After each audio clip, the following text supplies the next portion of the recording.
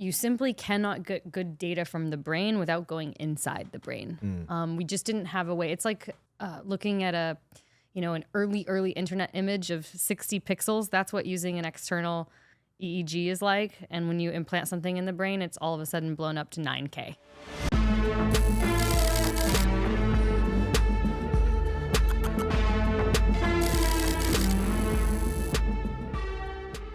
I'm here today with Taryn Southern. Taryn, thank you for being on Urgent Futures. Great to see you. Great to see you as well.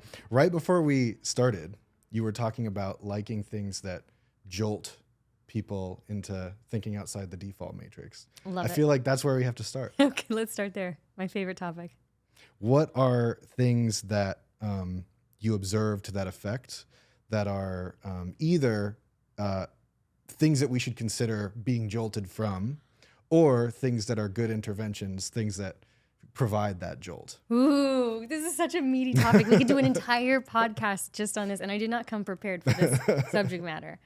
So I'll do my best at riffing. I mean, I think ever since I was a little kid, I feel like I always questioned everything to an annoying extent. I'm sure my parents just hated the fact that it was just always why. And to this day, like, I don't actually do a good job at following existing rules unless I understand the functional importance or the reason why. So I feel like we start finding the things that we can poke holes in by asking lots of good questions, right? Asking questions about everything. Why? And is that true, really? Is that really true? So asking great questions, or just lots of bad questions even, is one way to start poking holes into our conventional reality. Gosh, what are other ways to shake oneself out of conventional ways of thinking? I don't know. I don't know the answer to that other than the questions. Like, is this necessary? Is this true? Why? Do you have any other questions that you ask yourself? Why is the best question? Why is the best question? Why is the best question? There's plenty of other questions circumstantially. And I think like one thing that I've really tried to do that I think I did less of as a young person is really try to ask myself, when I have a particular belief, it's the sort of steelman sort of thing of like, if I had the opposite belief, how would I justify it? And I know that this is something that lawyers are trained to do in law school. That's right. To try to actually come to a real understanding within yourself of like how somebody came to where they are. And yeah, I've personally found myself broadening my thinking doing that, and then reflecting on all the times I didn't. That is a great thought exercise. I think thought exercises like that, putting oneself in the position where you suddenly have to be the public defender of something that you don't believe to be true. I actually had to do this in high school with a theory of knowledge class that I took. And one of the first topics that I was assigned was whether or not God exists. And I grew up in Bible Belt America, so you were not allowed to question whether or not God exists. That was just not a topic of conversation that was safe. And so being assigned that in school, where I was able to argue that God does not exist, that was actually the one I was assigned, was so freeing for me, because it gave me permission to actually debate and defend an idea that was so counterculture from where I grew up, but also B, I actually got to dive into the supportive evidence of that, right? And so now I try to do that thought exercise with a lot of different things, and I find myself usually finding that most ideas that I hold, where I hold a strong opinion, the deeper I look, the less strong my opinion becomes. Because the nuance creates more shape. Totally. Yeah. I know nuance is a topic of great importance to you. It is. It is. I feel like, especially in this day and age with such a focus on thumbnails and headlines and sound bites, it's so easy. And I fall trapped to this all the time of becoming so quickly inflamed and upset by an idea and assuming that everyone is kind of taking a very black and white kind of stance. And then when you get really deep, that's why I love long investigative news pieces or magazine articles where I can go really, really deep into a topic. And I usually find that there's a million and one sort of outliers to a particular rule or thinking. And so that's important to me as well. Yeah. Going back to your theory of knowledge debate. Yeah. Did you, I guess, all the things you're not supposed to talk about, politics and religion and everything like that. But like, I'm curious if you're willing to share what your beliefs were going into that, like, and what they were leaving? Like, did participating in that, you mentioned it being freeing for you. Did it change your beliefs, or did it allow you to support beliefs you maybe already were having? It definitely changed my beliefs going through that program. But I think even more important than changing those individual beliefs was it changed the way I thought.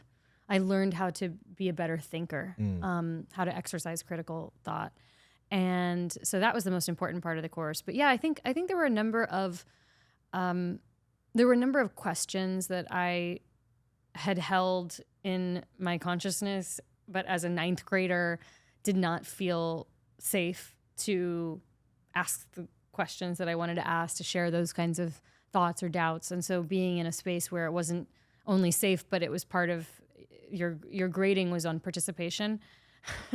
So you had to actually show up and argue what you were handed, was hugely impactful. So yeah, I remember there were, at that time in my life, I think religion was the biggest one for me, where I held all of these doubts and they would gnaw at me. And it was like so deeply upsetting because it was kind of the foundation of which, how I grew up, it was the foundation of which people developed their value system. And so it's like, okay, well, without that, how are you a good person? How do you develop a solid, sound value system? And like, how do you make decisions? And so that was the first place where I was able to question all of that in an open environment. And that was awesome. Yeah. I love that. And then I went on to study anthropology in college as a result of that class, because I really wanted to understand why humans believe the things that they do, how culture influences our beliefs. Yeah. And the focus of my anthropology studies was on hallucinogens, which reminds me that would be another way to shake up the default network. Oh yeah, of course. Famously. Okay, well, we're like poking around in your backstory, so let's like sort of start at the start. Okay. Who are you? What animates you? Who am I? I am a figment of your imagination at this very moment. My name is Taryn, obviously. I'm originally from Wichita, Kansas. I sort of grew up reading a million books. I was a little bookworm, and getting lost in my own imagination. I loved art and science and pretty much anything that touched on kind of applications to human life. Have always been a fascination to me. Studied anthropology in college, thought I would go on to be a documentary filmmaker, but ended up seduced by the dark world of entertainment, not porn.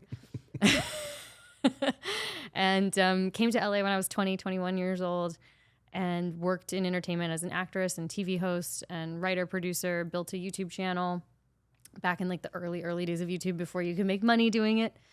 And kind of have had like a few incarnations of a career, from entertainment into virtual reality, which is when I met you as part of this Google YouTube program. And from there back into documentary filmmaking, and then to Neuro Technology and AI, which is where I've kind of been sitting for the past 7 years or so. Boom. Yeah. So hopefully that's a good overview. But I'm fascinated by frontier spaces. You know, it's like anywhere where there are no rules. Precisely the places where there's no boundaries are the ones that are most exciting to me. And would you say that psychedelics or hallucinogens were maybe not the first place, but the like first place formally that you were finding those kind of edges? Yeah, probably. I mean, I do remember. Yeah, I think so. But interestingly enough, I didn't experiment with psychedelics until 6 years after writing my senior thesis. Interesting. For the first time, I was too terrified. I was too scared. But the very act of researching them, understanding the impact they had on others, had some kind of effect on me as well. Like it did absolutely shift my thinking in various ways.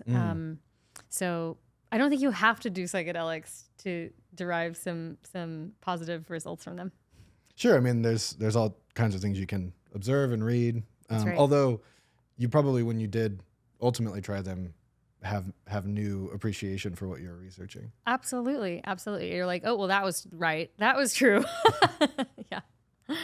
So any other stuff? I'm fascinated. I didn't realize that this was your focus in undergrad. Were there any other aspects of your anthropology studies that weigh at all on some of these topics around BCI, neurotech, AI? Yeah, I mean, I think so. Obviously, there was no focus on future human studies in my anthropology. It was mainly looking at other cultures, but I was fascinated by ritual and belief. So, and both of those things are kind of fairly intertwined.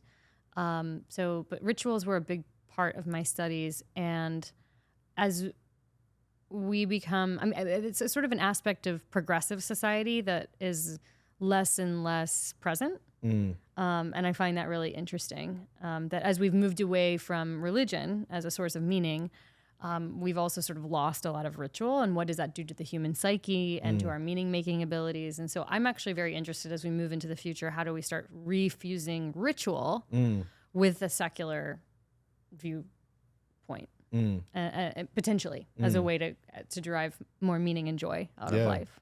Are you observing that happening anywhere that gives you hope or excitement? Have you?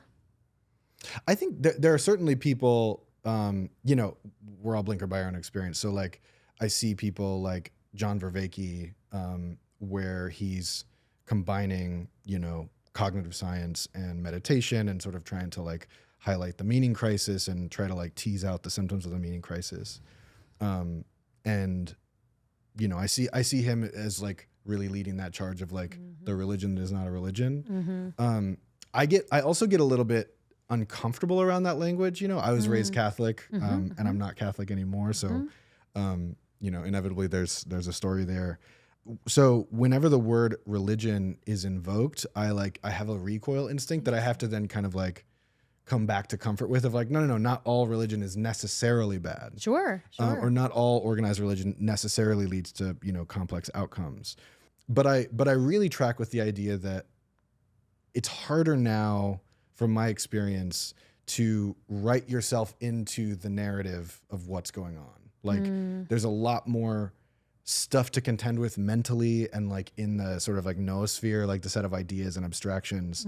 And we're decreasingly connected to our ecologies, like things beyond the human that sort of keep us plugged in. So, so I'm tracking a lot with what you're saying is that's a long way of saying that. And yeah, so I think John Vervaeke is somebody who I really admire and who's impacted my thinking. I don't know his work, so or maybe I do, and I'm just terrible with names, and so I'll have to go and look that up. I mean, I certainly think that there's like we're not bereft of communities like meditation communities and that sort of exist and help us ritualize certain aspects of behavior. Something that was unique, at least for me, and I don't know about for you, growing up Catholic. I grew up half Catholic, half Methodist, so I had the good fortune of going to both churches every week growing up.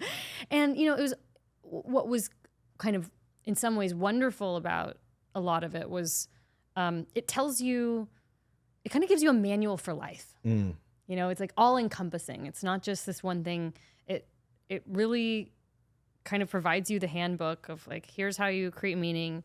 Here's how you score points to get to the afterlife. And then on top of that, you have like built-in weekly physical community. Yeah.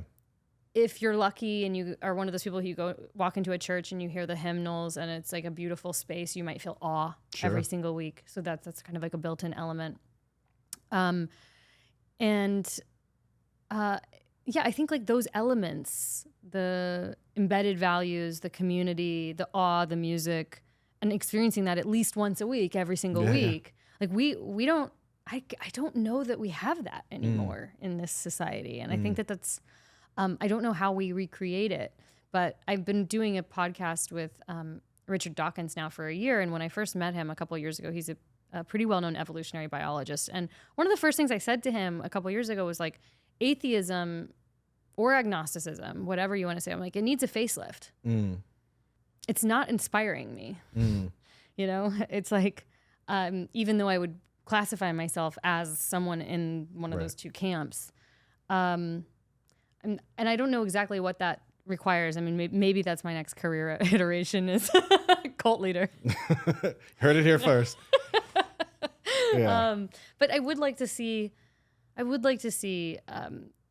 like something created out of in the future spaces of tomorrow that have some of these elements. Yeah, it's interesting you bring up, I mean, it's cool you're doing the work with Richard Dawkins. I know he's a complicated figure in the public sphere, but his early contributions, kind of unimpeachable, you know, introducing the idea of the meme, and being one of the, was it 4 horsemen of atheism or whatever the term was. That's right. And it seems like in, what was it, the 90s and 2000s, when that had like reached its fever pitch, there was something very effective but postmodern about it. Like the whole idea was to poke all the holes in religion.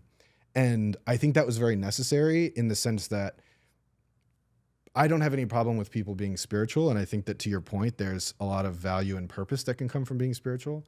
But I think that many of the things when we look around that are like really intractable, entrenched problems are oftentimes because of not just, I shouldn't just lay it all at the feet of organized religion, but certain types of like bureaucratized sort of structures that have like high order and high concentration of power. Sure.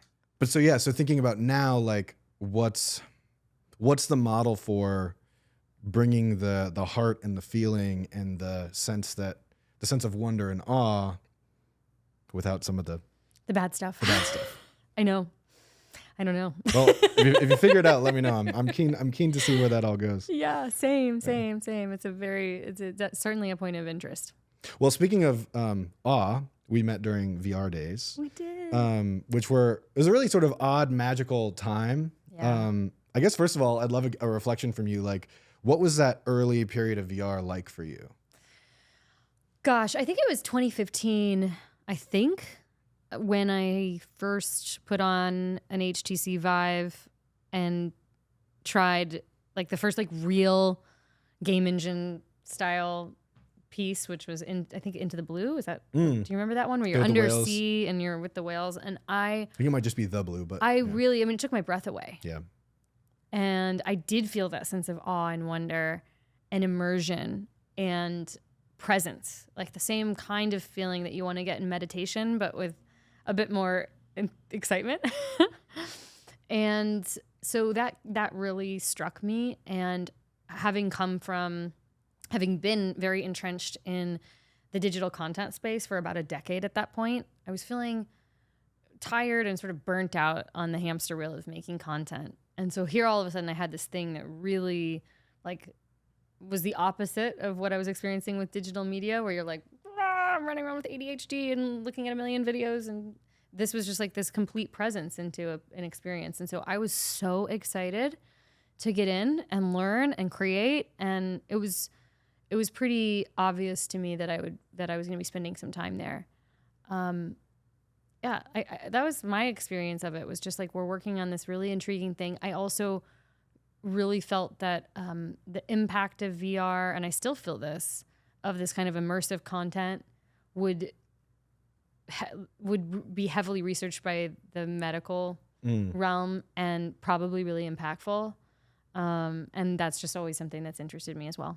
Totally. Yeah. Well, I remember early on there were a couple things that were really kind of take your breath away when you read about them, like people curing phantom pain with VR. Yeah.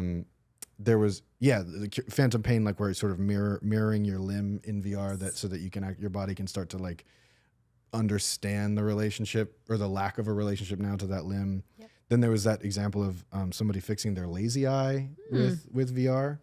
I don't know that one. Yeah, I think it's called Vivid Vision. I think there's still a thing. I'm not sure, but it's like a training. You like train your eye inside of a headset. So it's like one of those cases where it like actually just works for something. It's not like trying to like convince you that it's the future of media. Wow. Yeah. I mean, I spent some time at USC where Skip Rizzo was doing a lot of projects on PTSD for soldiers using VR. And there was another scientist doing some work with cancer, children who were in cancer units to determine like what actually helped them with pain without the use of morphine. And VR was showing incredible promise there too. Yeah, Skip's work is amazing. What do you think is I guess I'm not going to ask a leading question. It's okay. You can lead all you want. I mean, maybe later I'll lead. Okay. But I guess, how would you describe where we've come with what we're now calling spatial computing, but historically was XR. And Yeah, so funny. yeah, It needed a new name. I'm did. so happy with it. It's fine. Because God bless, it was like so many people lost their careers and companies that just kind of incinerated overnight. And so, yeah, we have a new name. It's fine. What was my thought on kind of what was the like, where are we at? Like, compared to where you thought we might be at in 2024 back in 2016? I mean, it's interesting. It's like, in some ways, I feel like it's been a lot slower relative to the other advances that we've seen in places like AI, synthetic biology, physics. But, you know, I think there are physical limitations and form factors that we just don't have yet. I think until it's a pair of glasses on someone's face that can sort of toggle on and off between transparency, and it's not heavy and it's not hurting your neck and it's not hurting your eyes, like, we're going to keep running into these issues. Yeah. But I still find it really impressive. And my hope is that in the next decade, and that's why I'm really curious what you end up doing with your work, that we will get there. And I think, yeah, like that's really it. I think we're going to get there. It's just, I'm just surprised that it's taken a little longer than I thought. I completely agree with that. And actually, one thing I've been saying for a long time, which I guess we'll crack it. I have other questions about the past, but we'll like jump to the future. We'll jump around in time chronologically. Time traveling. Yeah, exactly. The thing that I've at a certain point started to at least say to myself was that it seemed like it was the when you actually understand from a loose perspective. I'm not an engineer developer, but the particular technical challenges that are posed by trying to make not just a pair of glasses that works, but even just those headsets are kind of like miracles of engineering already. Yeah. But just like getting them to not burn your face is a miracle, and that's like the starting point of anybody even being willing to use it. So there's this divide of like what the baseline expectation is and what miracles that the tech community needs to serve up. And so my sense, I think this was around 2018 or 2019, it really started to feel like basically when the first Quest came out, my sense was at this point, it kind of feels like now there's two parallel tracks. There's neurotech and brain computer interface, and there's what we're now calling spatial computing.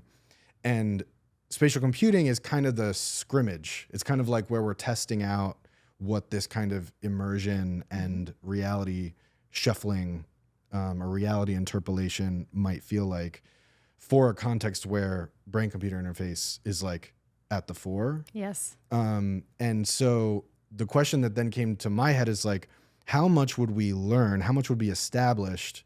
And what best practices would we have? And how would we avoid a lot of the like really scary ethical pitfalls before brain computer interface is, released to the public? Oh.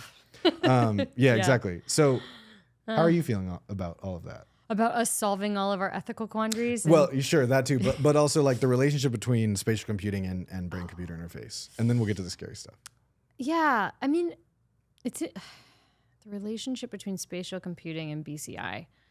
So I think one of the first questions I always like to ask people is, what do they think of when they think of BCI? I've been working in BCI now for 7 years, and I'm learning that there's a lot of different kind of understandings of what that means and what people think is the most probable next use case for like a general person. So I'd love to hear that from you, and then I'll tell you where I think there's some interesting intersections, but not non-obvious. Yeah. Well, so I should also establish, because there's also the blurriness with neurotech and brain computer interface, and then neurotech is blurry. That's right. I had Nita Farahani on an earlier episode, so whatever I'll say now won't be as good as just going and seeing what she said. I get it. So plugging her, and I think she's on the board of BlackRock Neurotech. She works with us. She's on the board of one of our like BCI ethics board. Got it. Yeah. Cool. But yeah, so neurotechnology is a broad, as she explained it, and as I understand it, is a broader category.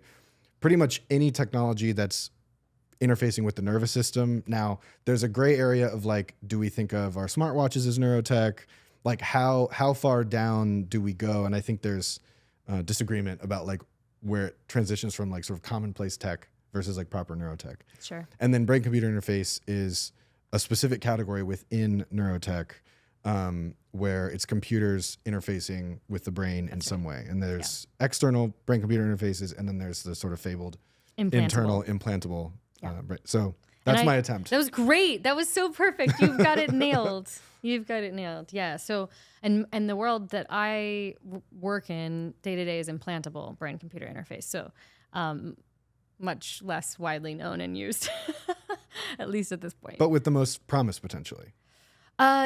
Yeah. I mean, at this point, although there are some interesting new technologies that are making some crazy breakthroughs that are non-invasive, like ultrasound. So, wait, can you say more about that? Yeah. I mean, I think if you just, and there are other kind of, that's not the only one, but the idea that you could actually use ultrasound technology to read brain activity and actually influence neuron activity as well, to stimulate the brain without the use of any kind of surgery or internal device. That's now, I mean, that research is happening, and there's some early indications that you can do some pretty cool stuff with it. Wow. That being said, I don't think a lot of the things that the patients that I work with day to day I think you need an implantable brain-computer interface to do what they're doing. So we're talking about control of external devices in three-dimensional space with just your thoughts. That means like having 3D sort of mind control, right?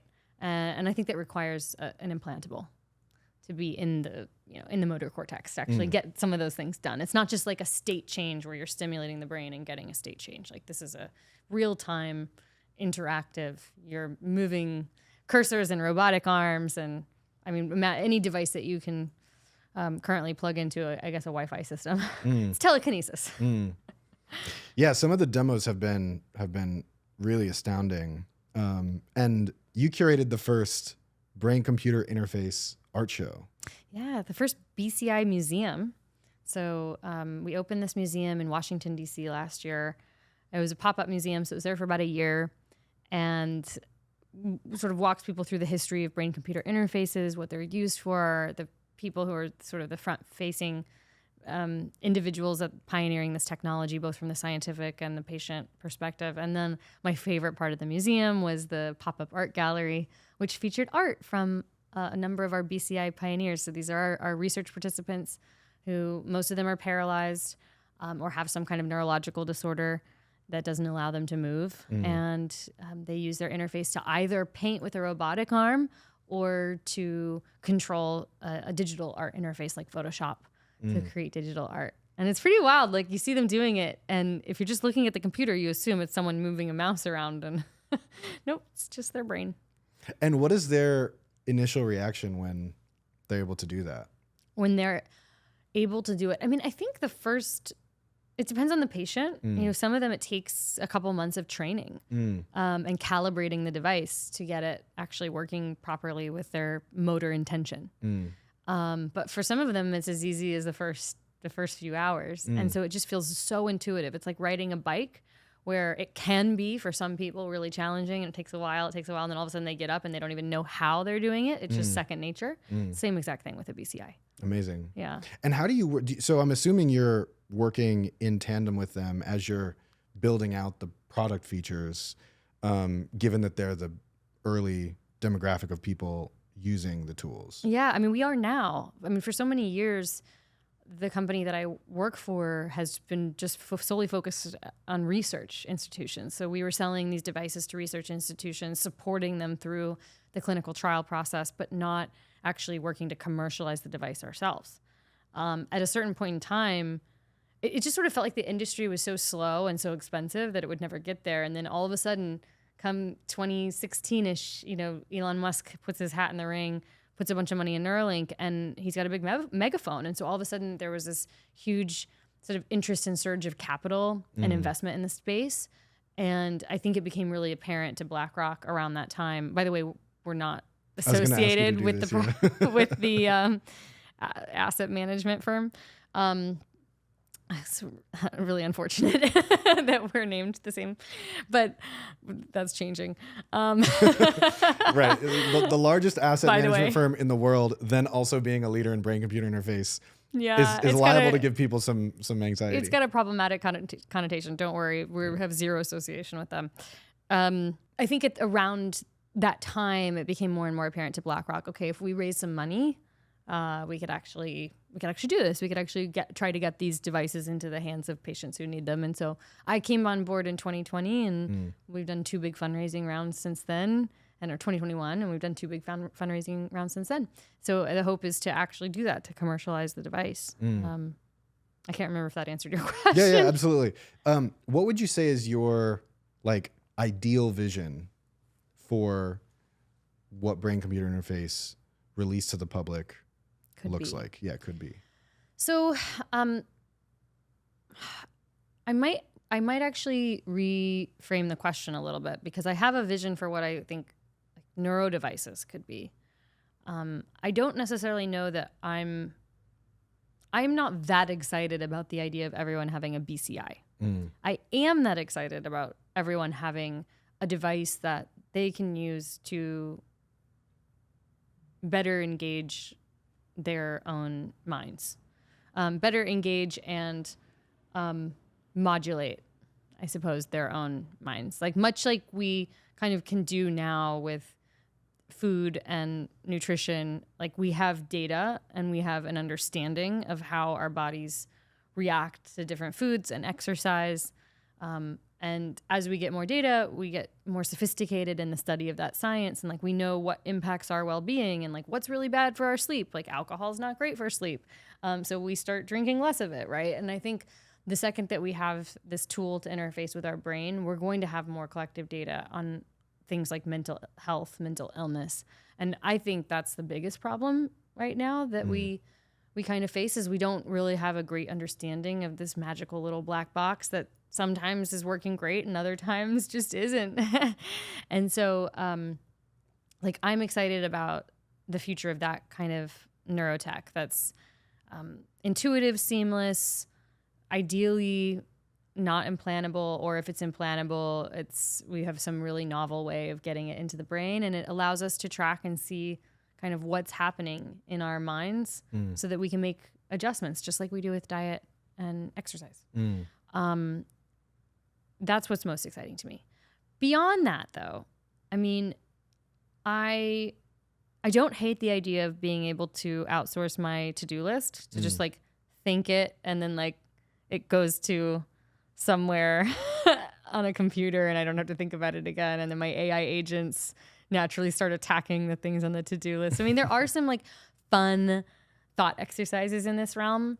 Of course, it's not hard to see all of the crazy dystopian outcomes of something like that. And you're like, well, is my little mental to-do list really worth, all the potential dystopian outcomes? But I find all of that pretty interesting.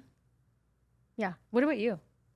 I mean, I share your excitement and concern. And obviously, like, that the current generation of implantable BCIs are being used to give ability to folks who really want particular abilities is hard to argue with. Yeah.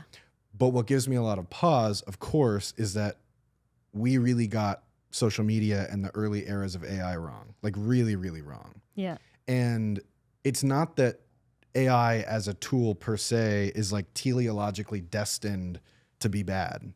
It's that like we've constructed economic, social, political systems that collectively are incentivizing certain uses. And so my concern is that we won't have solved that by the time BCIs or more powerful neurotech, like, I mean, there's all these info security folks who are like, don't wear smartwatches. And, you have to kind of balance for yourself, like, how much of a risk am I willing to take to like wear my Apple Watch? Yeah. But then imagining like all the security, surveillance, like all the different considerations you have to then think about to be using something that can fingerprint you better than your fingerprint. Yep. Is, it's scary. It can be for a lot of people. I think we're still a ways away from those moments. That's not to say that we absolutely need to be thinking about it and talking about it and making as much noise about it as possible. But I actually think the near term implications are like the next 10, 20 year implications are pretty different from what is capturing I'd say the breadth of public attention. So what are the things in the next 10 to 20 years? I think it's more related to medical, just like patient outcomes, efficacy. How efficacious are some of these new devices that are coming downstream? What are the risks? What are the physical risks to the brain? The emotional and mental risk to the patient if the company goes under and the device can no longer be upgraded. There's just like a lot of very practical near-term implications that need to be solved. And of course, those aren't the things that are like making headlines in Wired magazine, but they're really important. So our ethics board that Nita's on, we talk about a lot of these issues because we need to know like these are really near-term issues and they impact the entire industry. And we want to make sure that we're getting ahead of those things. Yeah. Because no one's commercialized a device yet. Yet. I'm eagerly watching. Yeah. And I mean, the reality is that different nation states are going to have different sensitivities as it pertains to this kind of technology. So the second that one country, commercializes this, you're going to see, I think, a kind of a race start. Interesting. So you think it'll actually be from the sort of public standpoint versus like a private company? When you say public standpoint, like something produced governmentally. Oh, no, not necessarily. I just think that there will be this kind of nation state pressure. We saw it with the space race. You see it with a lot of other biotech advances that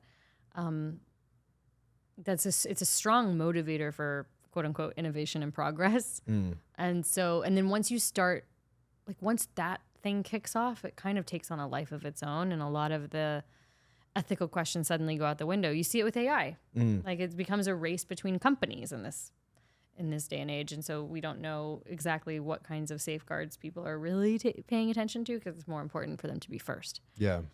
For the folks who hear about this, who are hearing about brain-computer interface and neurotech and who are like, could we not? Could we not? Could we not? Like could we not go there? Yeah. Like the people who are hearing all that and thinking like, that sounds daunting. Yeah. You are the chief storytelling officer. So what are the stories you tell or ideas you share to help them feel better about it? Or is that part of your remit?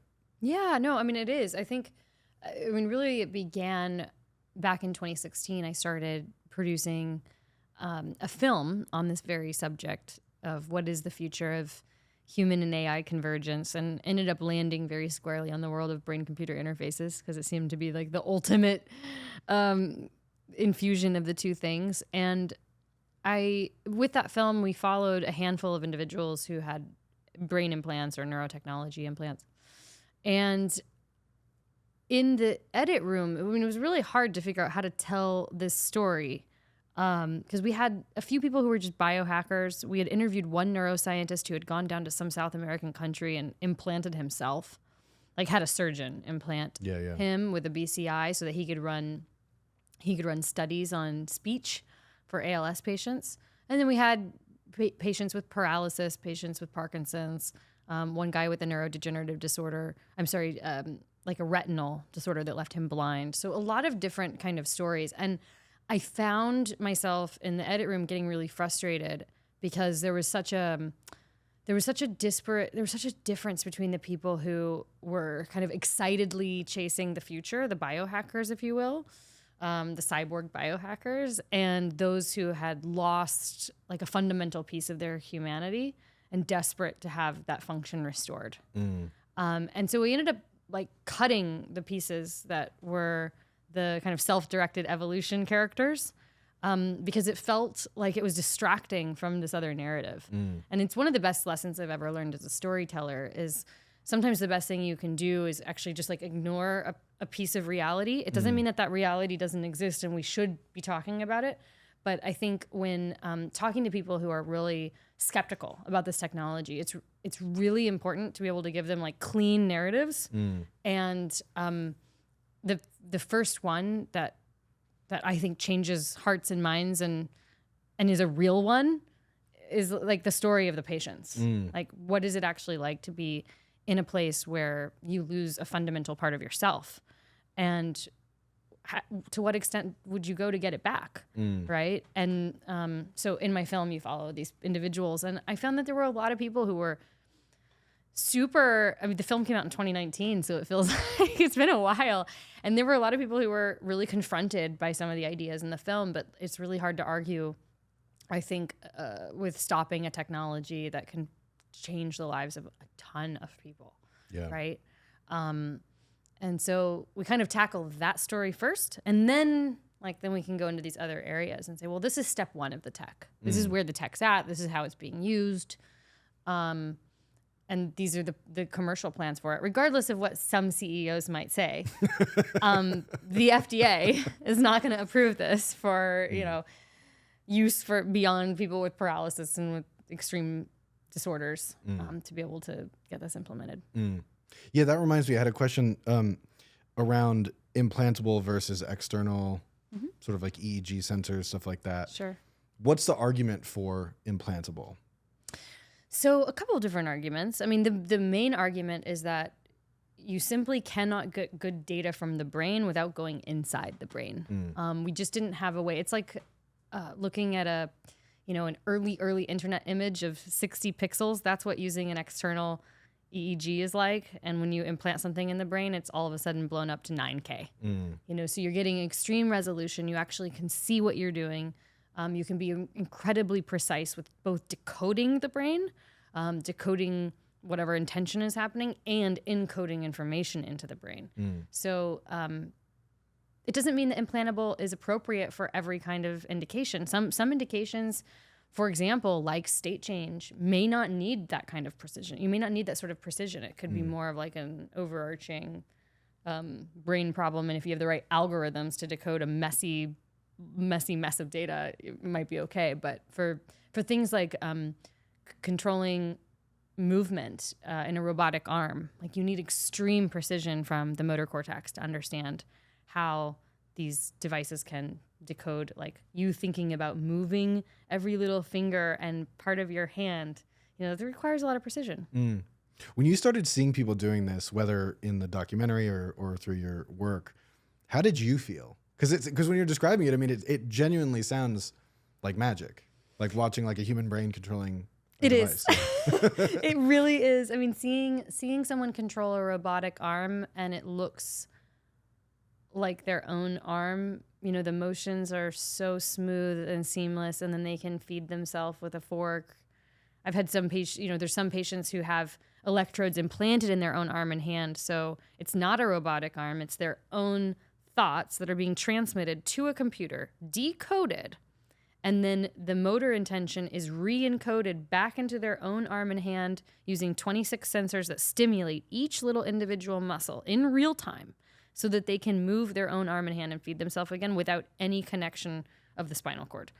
That is mind-blowing. It's like an on and off switch. It's so wild. Yeah, it's amazing. Wow. It really is magic. Yeah, and it's like it is one of those places. Like I feel like a lot of the technologies we ended up getting that are futuristic don't have the feeling of like the futuristic feeling that, like, at least speaking as somebody who born in the late 80s, grew up in the 90s, like seeing Star Wars, bionic body parts. That's like one thing I associate with far future happening now. Whereas like a smartphone is a miracle of science and technology, but I kind of just think about it as like, I have this like little communication device. Although that was forsaged also, much earlier. But yeah, brain computer. Sure. Yeah, it's wild. We're living in a wild time. I'm sure everyone says that at each time. I mean, when I really think about what's going on when I'm inside a plane, I have the same feeling. And also, like, sometimes gripped by terror. Yeah. We are sailing through the sky. It does not help that there's all these scary plane crashes happening. No. And, like, I hope the magic is solid science. Well, I mean, the magic is still solid. The problem is we, in our hubris, went and fucked up the atmosphere. Yeah. Which is, like, you shouldn't do that. And so, like, there's examples now of... There was a Southwest flight, I don't know if you saw this, where a bunch of people got injured because soda cans started exploding within the carts because some, highly pressurized environment. I don't remember the exact sort of weather pattern, but Did not know that one. yeah.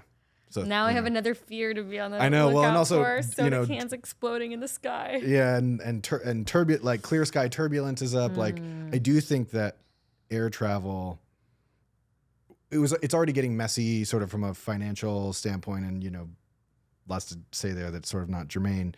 But I do think that that's one of the places where I think we'll start to see, like we're talking about these kind of like wondrous, progressive dreams of the future. In terms of like giving people either returning an ability they had or even adding augmented senses. But then there's also these other real aspects of the future that are going to be pretty gnarly, where we're going to feel like we're regressing. Yeah, I agree. I think that that's very apropos. Okay. Anyway, back to the fun stuff for the minute, or fun and complicated rather than like bad. Fun and complicated. That's the name of my next album. Okay. Actually, let's go there. So 2017. Yeah. I am AI. This was long before most people were thinking about what like collaborating with AI to make art was like. Talk to me about that. Yeah. So it was when I was in this Google VR program. And so I was already thinking a lot about the future. And the VR series that I was creating was a musical series. It was supposed to take place in the future. It was designed to sort of explore these themes that we're talking about. What does it mean to be human in the future? And I thought, I should experiment with some of the there was some early AI music tech that was out. I thought if I could make cool music with AI for the VR series, that'll be amazing. So I started experimenting and I got so excited. I was like, oh my gosh, this is insane. And so I promptly, as soon as I was done with the VR project, I went and created this album. And a couple of the VR pieces were built around the songs. But yeah, I experimented with 4 different AI music technologies. Only one is still around today. As it is. Yeah, they were before their time.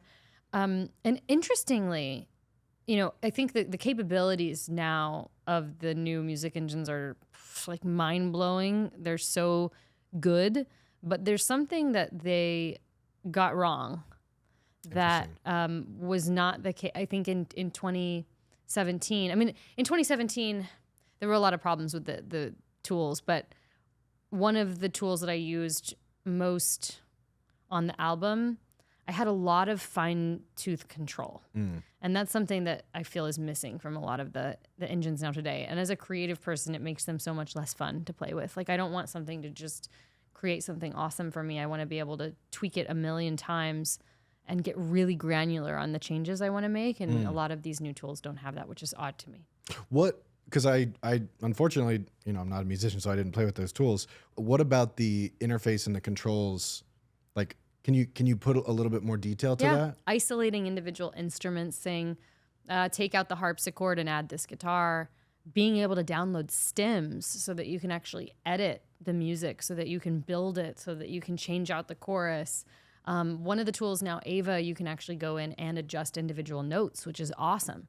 But you can't do that in most of the really cool sort of AI generators like Udio and Suno. Right. I'm sure they're developing those updates. I would be shocked if they weren't, but it's kind of a bummer that it's not embedded in the tool, that this idea that there's an artist or a director kind of presiding over the creative process, because that's actually also how you get from good to outstanding.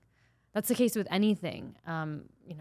Directors and editors of movies, they know that it's, and writers and books, like it's in the redrafting and the subtle tweaks that you really create something beautiful. And so if you don't have the ability to do that, then what's the point of using the tools? Yeah. Yeah, I know a lot of people, there's a skepticism among some non-trivial percentage of artists that that's what all AI, generative AI art making is like pressing a button. Yeah. Well, because now you actually can, right? Now you actually can. When I was using the tools in 2017, they weren't that good. I mean, the outputs that were coming out were weird and funky, but there was always this kernel of something really interesting in them. And so because of the control, you could go in and you could render something, 20, 30, 40 times, and each render you would keep some of it and then change some of it. So there was that process of iteration does take taste and sort of a vision for what you want. And so I find it highly artistic. And I think any artist kind of who's played with a lot of those early tools would agree. Yeah. Okay, so let's start very broad, and then we can work to some specifics. How would you describe your overall take of the state of generative AI in 2024? Overall take, like, and that can be anything. That can be like the capabilities of the tools, how it feels as something that people are able to use, your particular practices with it or lack thereof. I use it every single day. It's actually hard for me to know how I would go about my work and many aspects of my personal life now without it. Wow. It's starting to feel a little bit like the iPhone feels for me, which is like it needs to be with me at all times or I don't feel safe. Wow. So that's really interesting. I think that at least for now, knowing how to use the tools is really important to get the kind of outputs that you want. Directing the tools. I still get very frustrated by the amount of hallucinations and or kind of generic responses, but that's all changing. People are building these custom LLMs and they're quite extraordinary. So, state of the moment is this thing. I don't believe that we have overestimated AI's impact. I think we're right on the nose. That it's like the most transformational technology we've ever seen in our lifetimes. I think that people are still wildly unprepared for the impacts over the next 3 to 5 years. Can you please say more on that? I do think that we're going to have a very uncomfortable period in the job market. That would maybe be putting it lightly. I think we are going to have a lot of discomfort around systems and institutions that just like are going to feel really outdated or not be able to actually align with AI. Our copyright system being one of them, right? I think we overestimate our specialness. This one's not a popular idea. Can you tell I'm bracing myself? The comment section just blows up. Yeah, totally. Unpopular idea. Humans are not that special. And this one kind of makes me laugh a little bit. It's more of an internal chuckle for me. Because I was part of the generation that kind of grew up like with the little songs in elementary school about how special you are. Oh my God. I don't know that there's a whole lot more that I can say about that other than just what happens when, you've got this tool that can do everything better than you. Does that mean that you no longer have meaning in life? Or can the meaning sit outside of that and you have this tool that can now be used as this like incredible co-creator of the kind of life that you want to live that's just smarter and faster than you? I prefer the second option and taking that viewpoint. I don't feel offended by this idea that something that's digital and has a silicone base is better than I am.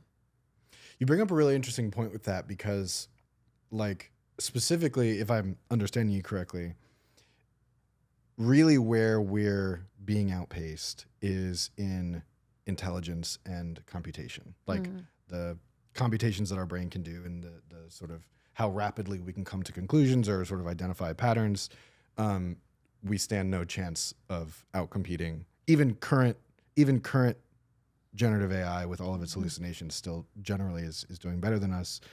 But it forces us to then ask what's our role, but also how do we find meaning? And one thing that I'm curious to see is like, we've spent the past 500 odd years distancing ourselves from the rest of nature, the rest of the animal kingdom. And a lot of the things that actually do make us special is that we have all these mammalian qualities, and those mammalian qualities are then connected to this weird self-awareness and this very particular type of pattern recognition. And that to me feels special. But because we've prioritized intelligence and rationality and math and science, we've set ourselves up to be displaced by our own value system.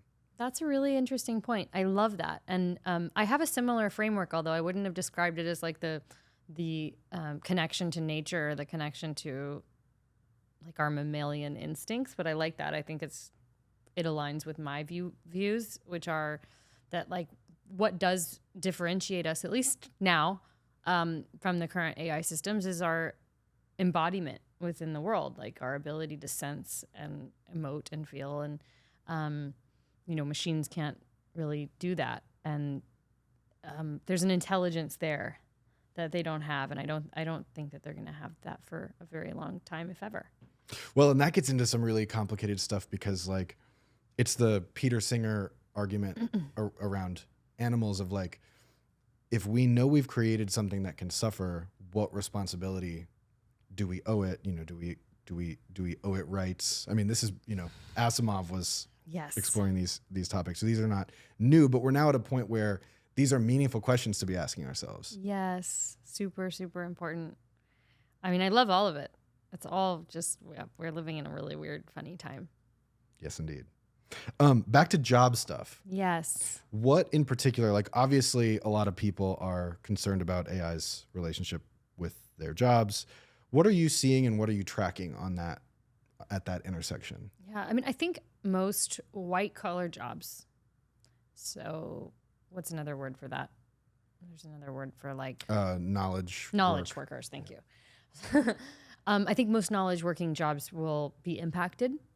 I actually think the things that will be like most important for the next at least 10 years until we can all afford some crazy Hanson Robotics robot assistant that can like scale, hillsides and things like that. I think physical labor, design, like physical labor and design, working with your hands, landscaping, like those kinds of things, I think will do well in this period.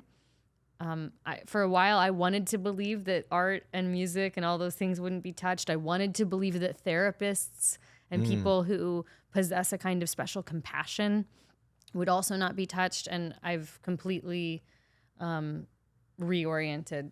Fascinating. Based on what I'm just seeing, which is that, nope, like AI's kind of got this art music thing nailed, at least for the moment, and it's only going to get better.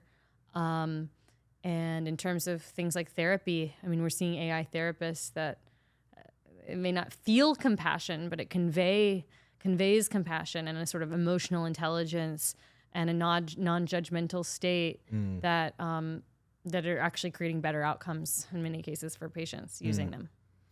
Are you seeing a lot of people, like I know that there's Replica, and there's a couple other notable sort of companion AI services that their names are escaping me. Are you observing a lot of people kind of crossing the chasm or crossing the uncanny valley of like, yeah, I'll have an AI therapist? That's a good question. I don't know of anyone specifically. I guess people aren't necessarily forthcoming about if they're, doing so. Yeah. And I don't even know that most people like want one. I mean, that's the interesting part. I think we still prefer human interaction. I think most people do. I'm just sort of looking at early trials that are being done on AI therapists versus human therapists, and the results kind of speak for themselves. I think people get over their initial hesitation pretty quickly and then move into a place of receptivity, and then that actually has an impact on them. But I just don't know how fast it will be for people to like willingly sign up for an AI therapist.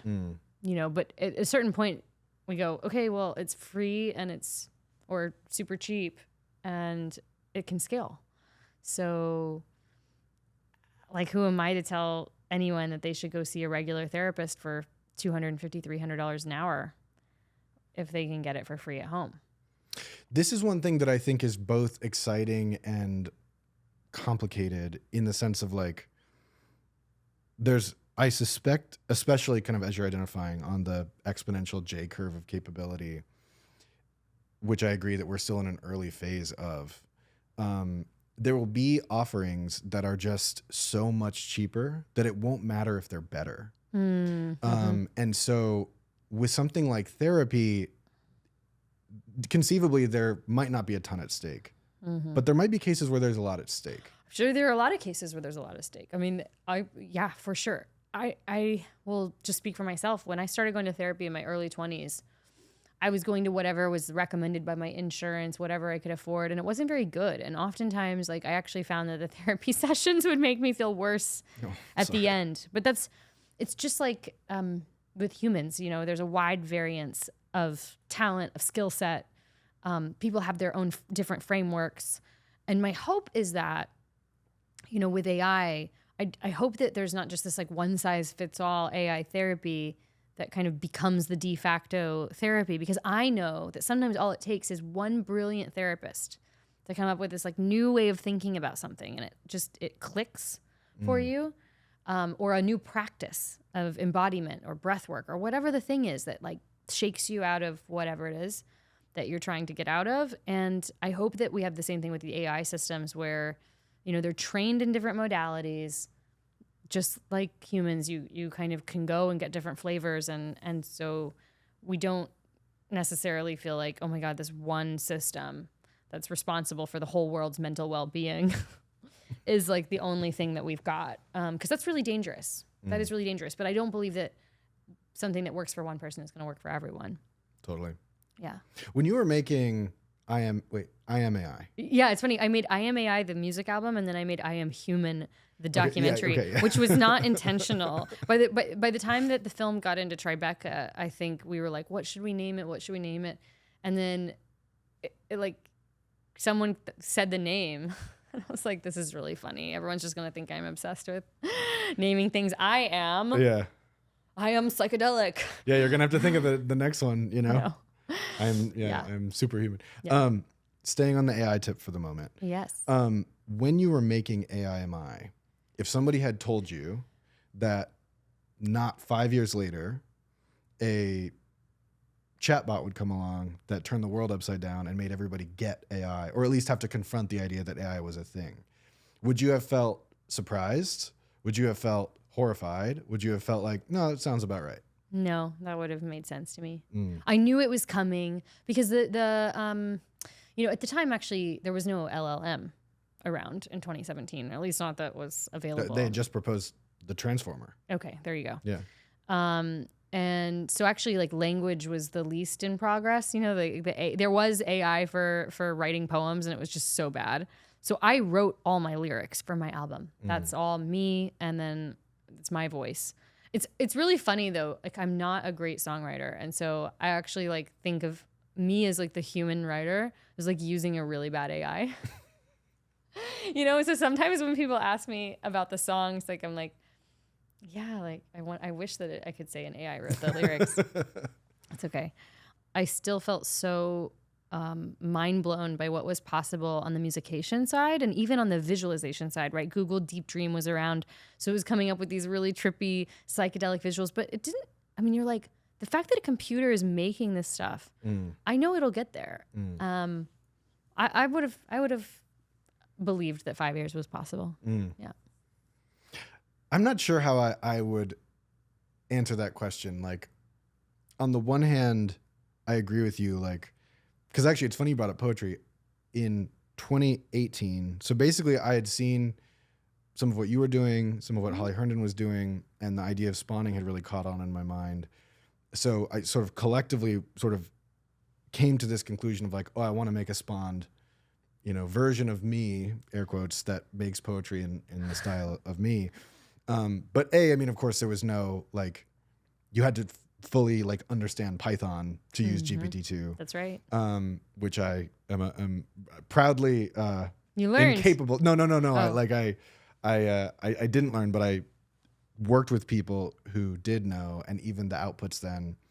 There was a sweet spot, I think, with the kind of like je ne sais quoi thing that like I'm observing across a bunch of different genres. So like I remember there's this like sweet spot of like early Mid-Journey where it's like it had this like kind of weird artistic quality to it. And you were referencing like the earlier generative music tools having like certain capabilities that you don't have now.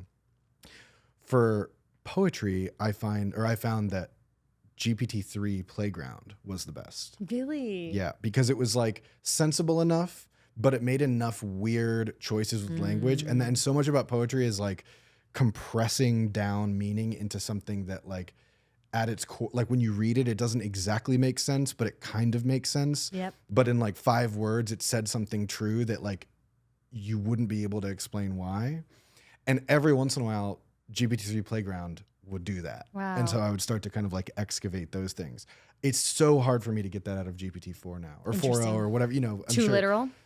a little too literal. It's like too plausible. Yeah. That's why I actually find Claude is a better language model for like literary pursuits, and Yes. and that I'm not alone in saying that. But yeah, so when I think about the question of like, would I have predicted ChatGPT? I don't think I would have predicted ChatGPT, but I do feel that I did feel even at that time that like the growth curve is coming, because even this jankiness going from GPT-2 to GPT-3 was a huge jump. Right. So That's true. That's true. I don't find there's as much of a jump in like the 4 to 4.0. I'm not seeing as much of a jump as I would have liked, which is sort of interesting. I don't know if that means we're kind of rounding out the capabilities on the transformers, or maybe TBD. I'm sure. Well, I've heard sort of whispers of, I think it's an SSM. I'm sort of betraying that I didn't pay enough attention, but there is a new deep learning model that is like really activating a lot of the deep learning nerds. And it's not based on language? I'm not sure if it's not based on language. I'm not sure the particular. I think it's actually has to do with the compute required, so that it can actually like compete with transformers, but at a vastly truncated, like or with way less compute demands. Okay, interesting. But anyway, I want to learn about I'll that. go. Yeah, I'll get the actual information. I recently invested in a transformer only chip. Cool. Which, you know, that's a big bet, and it's like also it's like a bet that if it works, it's a great bet, and if it doesn't work, it's, you know.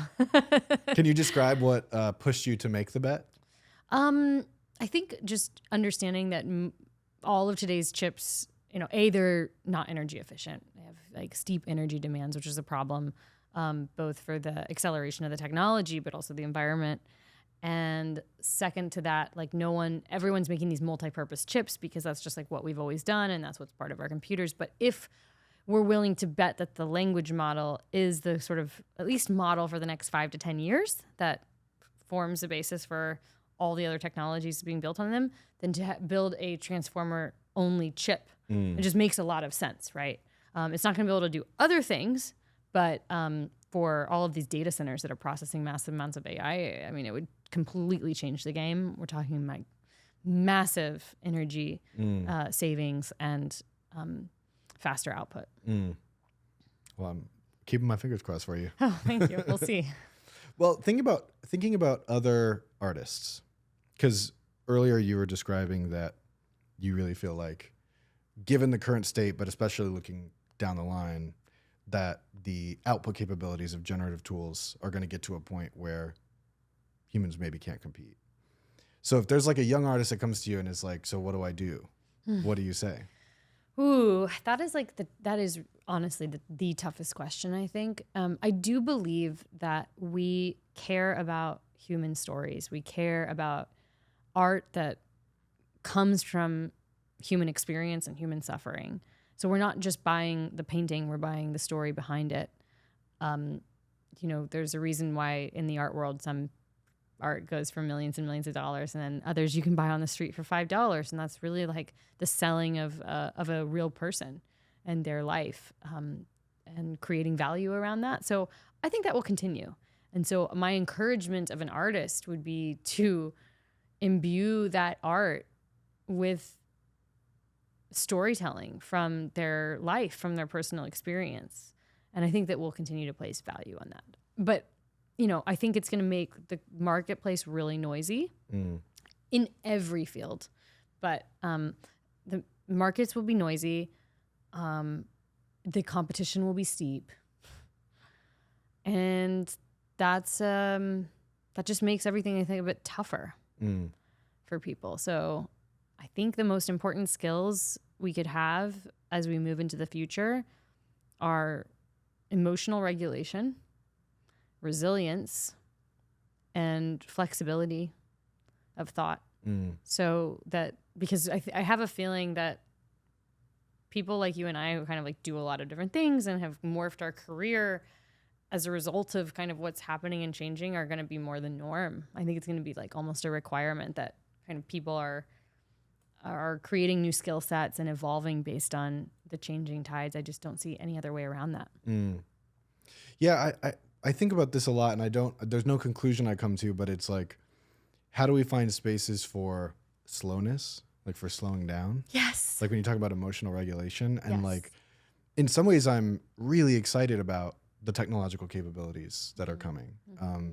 There are so many things that I don't do to participate, or I don't have any desire to participate in the market for, but that I want to be able to play around with. This was the great joy of Midjourney. Right. When I first got Midjourney, was like, I have no aspirations to be a visual artist, but I love being able to tinker and see like if I can make some weird hybridity. Or in the case of like my Substack, it helps me like if I can't find a good piece of art somewhere, and I know people get a little testy about this.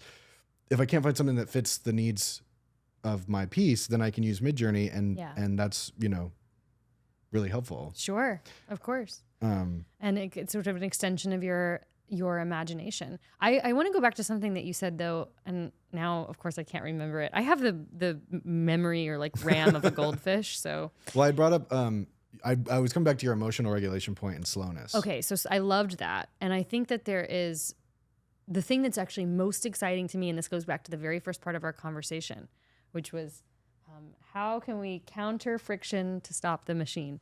There's a sign on your wall that says that. It's amazing. Like, what are all the belief systems that we hold as humans that are no longer necessary in this new version of reality? And one of those is like our measure of success, which has traditionally been like doing as much as we can and achieving. In America, it's also largely reflected in our 8 to 10 hour workday, 5 to 6 days a week. Many times, a lot of these people can't take vacations for, more than a few days. And that's just like no way to live. This is like some post-industrial idea that somebody had, and it just became the norm. And we don't need that to be the norm anymore. Like, who says we can't just work 2 or 3 days a week and actually save the rest of that time for time with our families, with our friends, social engagement, civic engagement? Like, what are all the other ways that we can participate in the world that don't require us walking into an office with bad fluorescent lighting? I'm really excited about these kinds of confrontational ideas that create discomfort, and absolutely we're going to need solutions for people because we don't want anyone to get left behind, and we certainly don't want people who can't put food on the table as a result. But I do think in the long run, like, these could be really in service to us. So that's what I'm super jazzed about. So when you're using the various AI tools you're using as part of your day that you say that you're like connected to now, can you describe a little bit more about what those sort of relationships are like? Yeah, I mean, it's mainly GPT-4o, right? Like, I'm just constantly turning on the voice feature, whether I'm in my car or I'm on a walk. One of the first things that I do when I'm going to have a heavy work day is I'll kind of run through my to-do list while I'm out on a walk, and I'll just say, hey, chat, like, rough draft thoughts. Here are some of the things I need to do today. I have this kind of complicated email that I need to write to, this like business associate, and it needs to say XYZ things, but it also needs to convey this, and it needs to do so with a level of diplomacy. Can you just put together a rough draft for me? And then also, can you attack this other thing on my to-do list? And I'm doing it on a walk. And by the time I get back to my computer, I have this incredible kind of like mesh of stuff to start working with. And it feels like it takes the friction out of my day. It's always giving me an initial draft of something to work from, and then I'm adding my expertise and my voice and all of that. And of course, I've trained GPTs in my voice, and I've done all these other things to make those things more easy. But it's changed everything for me. I mean, even with my job, I probably shouldn't say this on a on a public podcast, but I mean, the things that I'm able to get done in 1/10 the time that it would have taken me 3 years ago, right? That's wild. And I actually believe that it's improving the quality of my work because I'm able to spend more time at the end of that process actually embellishing with the right ideas and making sure that everything is just airtight. Gosh, I just can't imagine not having it at this point. So, but I'd say GPT-4o is the main one. I also use Claude and I use Gemini. I think Gemini, and you might know now because it's always changing, but for a while, Gemini had the largest token acceptance. Do you know if that's still the case? I don't know if that's still the case. Okay, so when I'm dealing with like large documents or a large number of materials, usually I'm going to Gemini and like, hey, what are the insights that I can glean from this information? But yeah, like those are the three that I mainly use on the language model side. On like video editing, I use a number of different tools depending on what my end game is. I use Video Gen, I use HeyGen, I use Opus sometimes, Minvo. I mean, I use Canva and I use Descript. I use Otter for transcriptions and clips. I mean, I have so many, although now I have a lot of subscriptions, so I kind of need to go through and clean it up, but it's so fun. So is HeyGen where you make your avatar clone? Yeah. Yeah. Cool. And how are you integrating that, if you can share? No, it's fine. I actually haven't really integrated it. I've thought about using it, but at some point I will. It's just that it's the uncanny valley is still present, and I don't want to. I don't really want to put out anything that feels like it's not authentically me, which is sort of a weird thing to say because then I think what I'm really saying underneath it is like I'm totally down to use this technology the second that it looks exactly like me and no one can tell the difference, or maybe even slightly better. Yeah, that's when I think about it, like because I've been talking about. I actually first cloned myself in 2020 with a technology called it's Hour One, right? Yeah, thank you, Hour One, and it's just like it's improved so much the tech, but part of the reason that I didn't want to do YouTube anymore is like I don't love the act of actually performing, which is interesting. Like I really love writing and researching and conceptualizing videos, and I love the kind of end of the post-production process where I'm choosing the music and I'm like making what I believe are choices that are emotive choices. But I don't love the actual like quote unquote being on a set. Was that always the case? Yeah, always the case. Really? Which is sort of funny because I was an actress for a while, but that's also why I quit. Fascinating. I just don't. I feel like it takes a lot of energy for me. I don't think I'm great at it. I'm like very self-critical. I don't like watching myself back. I don't like the sound of my own voice. So if I take some of that, I feel like the internet disagrees with you on all of these things, but if I take some of that friction out of the process, and it's just this like version of me that's already has her makeup on and her hair done. And by the way, that's the other thing. I'm lazy, like especially after COVID. I just want to wear pajamas and I have my hair up in a bun, and I don't ever want to do makeup. I don't want to like do my hair, and I kind of feel like if I just had my go-to avatar that's ready to go, and I just give her the material, and then I spend more time on the parts that I really love, which is like researching and what is the chain of thought here and the progression of ideas and what am I trying to say? Like that would be more exciting to me. So I'm not inherently against it. One sort of, I'm gonna start this question over. Why did you start performing if you didn't like it? Or did you not, did you learn very early on that you didn't like it, but then you were getting positive feedback, so it kept going? I actually loved performing when I was a kid. I loved doing theater. I loved live performance. There was some kind of thrill that I got from being on a stage. I don't know if I would get that same thrill anymore, although I do really enjoy speaking.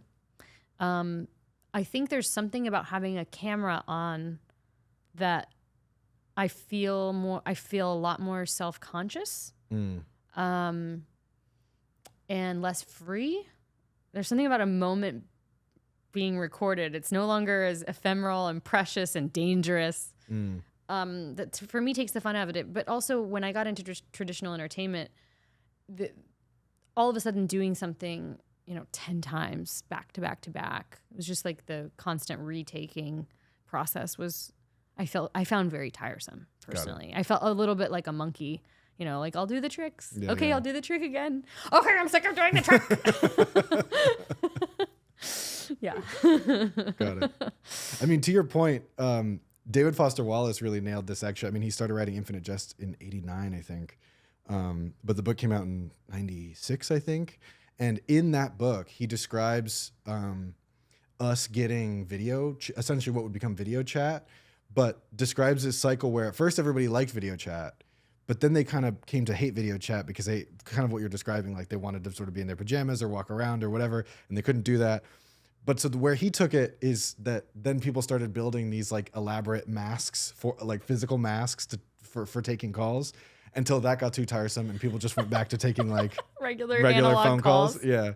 And I just like, funny. wow, he really like identified something that was in part going to be coming true. That's really interesting. Yeah, Yeah. I could see that.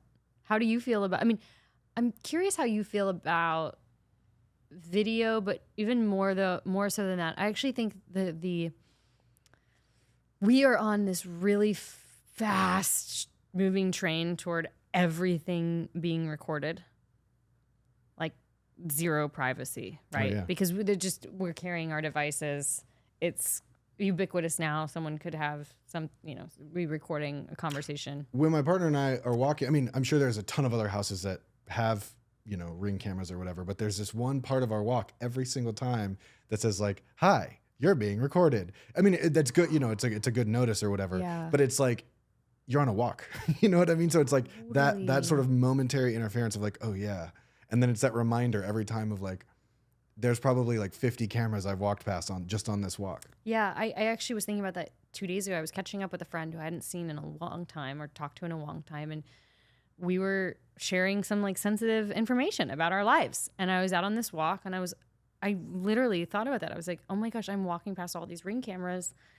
Everything I'm saying like could be recorded and stitched together. Luckily it was nothing illegal, but it's, I've been watching Citizen 4, which is the documentary by Laura Poitras that came out in like 2014 of, it's literally about this very topic and the NSA kind of using taking our telephone records under the Patriot Act. And it's like, it's not hard to just get really freaked out by all of this and feel like we don't have privacy anymore. It's actually like a complete illusion. And, that's also going to create some big problems and interesting ethical quandaries. And I don't know how I feel about that. I mean, have you like been out and about and seen someone, with their like Ray-Ban glasses and the record button on, and how does that make you feel like when you're engaging? Does it change your behavior to know that you're being recorded? I mean, absolutely. Anytime I'm aware I'm being recorded, I've actually like in trying to build content into this channel have wanted to like, how do I get to my like normal talking? Like when I first start talking, particularly with somebody I don't know and there's a camera on, it's kind of like, it's like robot me. And then I have to kind of like warm up. But then especially when I'm alone, it's like, there's nobody there to bounce off to like get into like normal person mode. And so I find myself being very robotic. So it's something I'm like consciously kind of trying to practice as we speak. But there's also the darker side of this, which is that the constant feeling of surveillance is well documented as promoting vigilance, anxiety, potentially like leading to depression. Like it's very bad for your mental health to feel like you're under constant surveillance. Yep. This is like well documented. That's a really good point. So like living in this like increasing panopticon. And I also think this dovetails with like particularly the work Need is doing, the work you're doing around like, how do we protect this right to cognitive liberty? How do we like establish particularly regulatory frameworks to where, okay, maybe the recording is happening. Like, I think there would be some edge taken off, and this, in some sense is a wicked problem. Like you can't control what's on somebody else's phone if they recorded it. But thinking about like the ways in which government agencies might be spying, knowing that things could be recorded and that I could trust the government not to be doing that would be such a weight off, And I feel like there's a lot of conversations that could be realer, not because they're going to get into any like, Patriot Act level type of stuff. Like nobody's like scheming to, I won't say any of the things so that I don't draw, like I'm even suddenly self-conscious of saying. Right, because it'll trigger. Right, exactly. And I'm speaking only in a hypothetical, but like not even in those conversations, but just other conversations where, you're revealing sensitive aspects of your life and like in a vulnerable state in conversation. And then knowing like, oh yeah, the NSA is like listening to me like, bare my soul and my childhood wounds or whatever. It's like, that's a terrible feeling. And so, I share your concern about it. And I think ultimately like regulation's the answer, and we have like really defanged regulators in America. So one thing I like would love to be part of pushing is like, how do we like empower regulators again? Because I don't know how else we get there. Do you have any ideas? I don't. I mean, I think you're right. It's empowering regulators, but I'm not optimistic that like the way that our government is set up is responsive and fast enough. I feel very nervous about that. I'm really curious if any new, I don't know when or how this would happen, but I am really curious if new countries will emerge that want to completely rebuild from the ground up with sort of technology as the base and understanding the real sets of problems that we have. That's interesting. Any other things on that subject that are on your mind at the moment? On surveillance state? No, I just don't like it. Oh, I will say I think that there's, in part because of AI and in part because of the surveillance state stuff and in part because of COVID, I think that there is this like general desire for people to be closer to nature and be like out from the tentacles of tech. And I feel like I'm hearing that more and more, particularly within tech circles, that like people who are working in these spaces every single day can't wait to get to the forest, like be near the trees. And I'm so happy that that's the case. And I feel the same way. I've had this like push-pull relationship actually with Los Angeles for the past couple of years where I've been like, I really want to be in nature. And so I just find that to be like I don't know if that's just me or if that's my friend group or if this is like a larger movement, but I do feel like that's happening. Do you? Oh, definitely. Okay. I also feel like there's, this is a very small glimmer, so I'm not meaning to like overblow this, but I feel like there's a bigger push toward casual hanging out.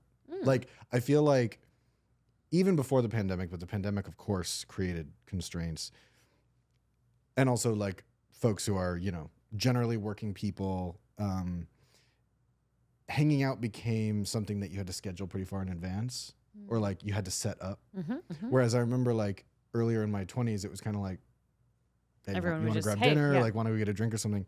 And I'm feeling that entering my life and other people's lives in a way that I don't really remember since before the pandemic, which is another kind of like analog signal to me. That's cool. I like that. Yeah.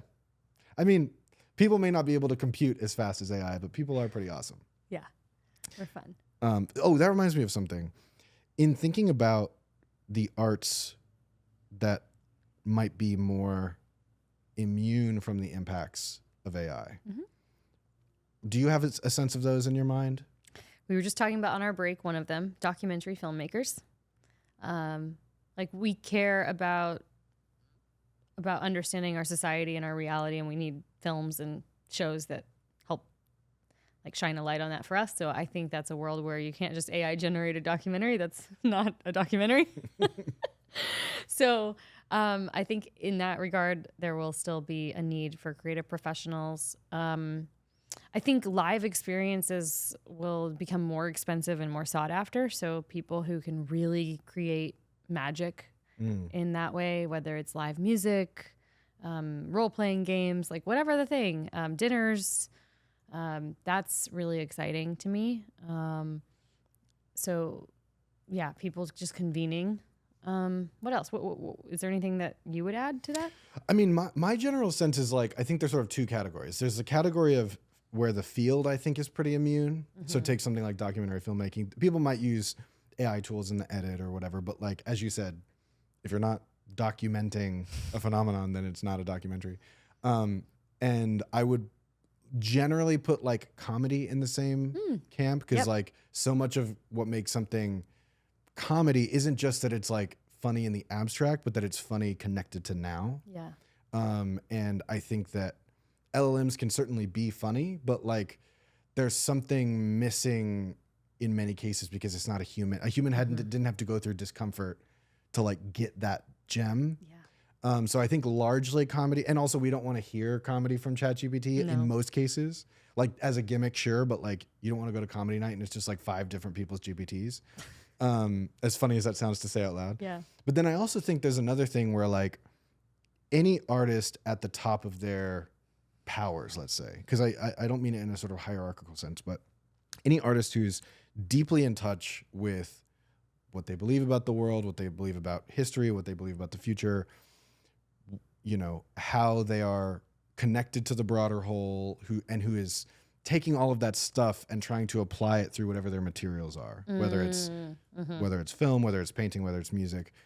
I don't think that can actually be replaced. I think that any amount, like certainly, you know, deep learning models will be able to produce the equivalent creative outputs theoretically. But I don't think that's actually something that would displace those artists, because they're reflecting something about reality, specifically because they're humans. Yeah. So I think that there are fields that I'm generally very worried about, but I think there's a sort of like a, you know, a small minority of people within that field that will still, and in fact, they'll probably benefit in an outsized fashion. What I'm the most worried about from the creative standpoint is entry-level creative work, which I think we're already seeing the die-off of entry-level creative work. Because that was my first job in LA. I was a copywriter. Right. You know, like I was a copywriter at a trailer house. So like we wrote movie trailers and TV spots and stuff like that.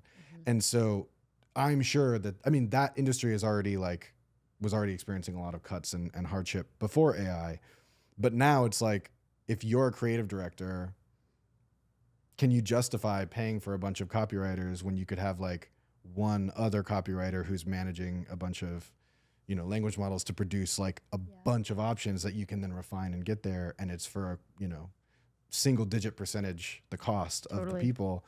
So it's like that makes me sad, because I feel like, kind of to your point, part of how you get to being an artist, part of how you get to being a successful creative person is that like early, annoying, redundant work that you have to just kind of like keep banging your head through to ultimately like have taste and have discernment and like have technical capability. That's right. So like what happens when you graduate and there's no meaningful avenue to get, so it's like, okay, I want to be a creative director, but like all the creative director jobs are taken and they don't want to hire somebody with no experience.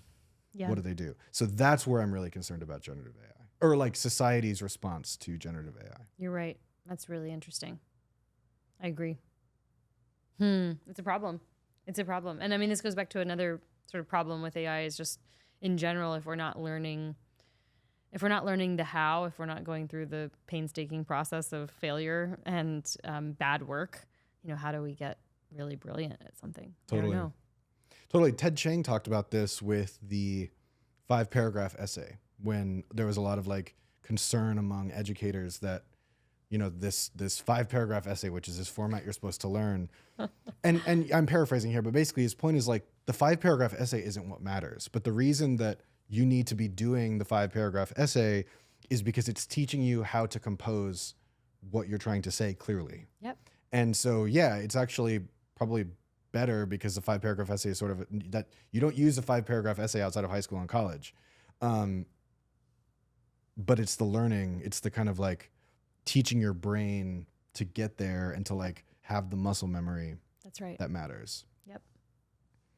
So we'll have to like, I think one thing that creative people will need to do is like force themselves to undertake the boring stuff and not use ChatGPT when all indicators are like, no, you should just use ChatGPT for that. It'll be way easier and it'll get it done better than you. Right. That's a hard thing. That's a hard choice to elect, to like, that's a hard choice to choose to make. Will they? I mean, I would never choose to do math the hard way if I have a calculator. I know. But I also don't enjoy doing math. So there It's you fair. go. It's fair. No, but I think your point stands. I mean, my expectation, I mean, we're evolved to recognize these shortcuts and to use them. Like, you save energy, you know, you get outsized benefit. Like this is not, we're not doing anything outside of what our evolutionary conditioning wants us to be doing. Yeah. Because in earlier contexts, that gave us incredible advantages, incredible evolutionary fitness. Yeah. My concerns are less around like the AGI singularity than they are these more practical concerns and thinking about labor and thinking about like what it means to have people not building their creative muscles, even if they're not going to be creative practitioners. Same. So, but all that being said, I also agree with the inverse point, which is that I think a lot of the concerns have been overblown. Like certain select concerns have been vastly overblown, causing people to think like, oh, we need to like take out the data centers because like, yeah, it's the AGI stuff. Like AGI is going to come, you know, displace the human species. And like, maybe that is something worth us really like taking seriously. And I understand the argument that, you know, the framing the cost benefit and like what could go wrong. It's kind of like, well, that is actually a very haunting scenario. So we should at least take it somewhat seriously. But I think the practical problems are the ones that grab my attention the most. I agree. Same with me. And I think those are the ones we're underestimating. Mm-hmm. So yeah, we're not paying attention to because they're less exciting than the you know, evil overlord headlines. Totally. You had a brush with cancer, which I can only assume has impacted how you think about all of this stuff. I think so. But, you know, I don't know. It's like one of those interesting things where you go through, in my case, it was a year of aggressive treatment. And you kind of get to the other side of it and you're like, whew, I hope I never have to do that again. And you work as quickly as possible to rebuild your life. And then it starts feeling more and more like a distant dream, you know, and you don't know how much of it is actually created, like embodied changes in your decision making or your thought process. I'm sure that it has. Like, I think I can tell you what are the visible side effects, even though like I can't tell you how my internal narratives have necessarily shifted as a result of the cancer specifically. But like one of the side effects is one of the ways in which I am different post-cancer is I do feel less ambitious. And I feel less driven. I think I could try to dissect why and all those things. I'm not unhappy about it. Yeah, I'm in my lazy girl era. I'm less ambitious. I feel like my metrics for success are different. And it's hard. I don't know how much of this is just age related, right? I don't know how much of this is like a different transition in life, but I just don't feel as driven to do like I used to. So that's kind of a interesting afterthought, and I'm so good with it. Like I feel more relaxed. Yeah. You referenced being able to maybe like dissect why. I'd love to invite you to do so. Well, I think on one hand, like when I was going through treatment, it did feel like the contrast was dialed up sort of on my field of reality. There were many times where I felt like I was kind of living in a movie a little bit. And as a result, my experience of time felt unique. Things did feel more precious. I actually lost two friends who were diagnosed around the same time I was. And that was a wake-up call because like I'm very science-minded, and so one of the first things I did was Google, you know, chances of survival. And they're very good. Even I was stage 3 breast cancer, and even stage 3, they're very good. But it didn't matter. Like I had two friends that had the same staging I did and passed away. So like that was also like a big, huge part of, I think my understanding that there's so much more. Like I think I always felt invincible in my 20s and just like completely unaware of time passing. And this gave me a different sense of that. And so now I'm like, oh, I'd rather spend my time like reading a book and enjoying playing with my cat and all these things that I used to associate with laziness, watching movies on Netflix, spending time with people I love. Now I'm like, no, that's actually the goal. So if I can do more of that and work less, because no cancer patient has ever been like, I'm so sad I didn't work more. None, I promise you. And it's crazy. Like even when I was going through treatment, I was still working and still trying. I was actually trying to get my film done. Wow. I had to ship the film to distributors. I was like going into editing sessions for sound design and things like that, and felt stressed about it. And I'm like, that's so stupid. I think I have more perspective. So those would kind of be the levers. But I also had a whole host of like insanity inducing experiences the year that I was going through cancer treatment. I was engaged when I went into cancer treatment. I was not engaged when I came out of it, and like a whole host of things that came with that. I went from being employed to not employed. Like I had moved into a new home, and then COVID hit and I was all by myself. And then I had a burglary in my new home where they ransacked it and they took my computer and they took everything. I mean, there was just a whole host of like identity shaking events. So it's really hard for me to pinpoint like what made me the different person on the other side. Yeah. But yeah, I feel different. And I also feel a lot less